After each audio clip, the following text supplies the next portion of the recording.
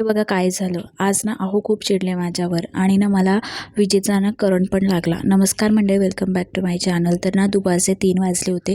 अगस्त्याला खाऊ पिऊ घालून त्याला झोपवलं आणि दुसऱ्या दिवशी मार्गशीर्षचा पहिला गुरुवार होता आणि देवघर खूप घाण झालेलं. तर छान मी त्याला क्लीन करायला घेतलं. सगळ्यात पहिले तर जाळ्या काढल्या आणि साबणाचं विनेगरचं पाणी करून आहे ना देवघर छान घासून घेतलं. पण जेव्हा देवघर धुवायला घेतलं ना तेव्हा जोरात करंट बसला. मला बघू शकता तुम्ही. मग मी ना लाईट बंद करून देवघर आहे ना क्लीन केलं आणि ना नंतर काय झालं, मी योगाला चालली होती तेव्हा मुलांनी खाली पुस्तकं टाकली होती, ती कपाटामध्ये ठेवायला गेली आणि तो कपाटाचा दरवाजा होता ना तोच माझ्या इतका जोरात डोळ्याच्या खाली लागला. अक्षरशः मी एवढी रडत होती ना. हो ना, कामानिमित्त बाहेर गेलेले त्यामुळे ना त्यांची एवढी आठवण येत होती यावेळेस आणि मी त्यांना आठवण जास्त रडत होती.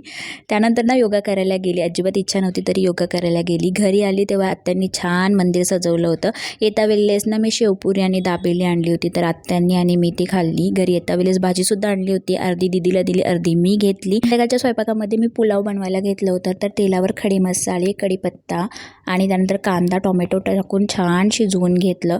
अद्रक लसूणची पेस्टसुद्धा आपल्याला टाकायची आहे. त्यानंतर याच्यामध्ये हळद मसाला, गरम मसाला आणि बिर्याणीचा जो मसाला असतो ना तो टाकायचा. छान व्यवस्थित शिजवून द्यायचा मसाला.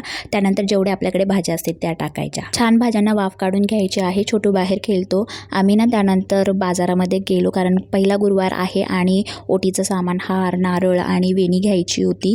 तर ते सगळं काही घेतलं. त्यानंतर आम्ही आरमार्टमध्ये गेलो, तिथून आम्ही नारळ घेतला. आज ना अहो मला एवढे ओरडले तुम्हाला सांगू, कारण ना मी नेहमी अशीच करते, नेहमी घाई गडबडीमध्ये कामं करते आणि नेहमी माझ्या असं लागतं. म्हणून ते आज मला खरंच खूप ओरडले. म्हणाले व्यवस्थित कामं करत जा जेणेकरून तुला त्रास होता कामा नाही, तुला त्रास झाला की मला त्रास होतो. घरी आली तेव्हा भाज्यांमध्ये भात टाकला, मीठ टाकलं, पाणी टाकलं, 2 शिट्ट्या काढून घेतल्या आणि पुलाव जो आहे तो माझा रेडी झालेला आहे. दोघांनी मिळून आम्ही जेवण केलं. तर फ्रेंड्स असा होता आजचा दिवस. Bye bye.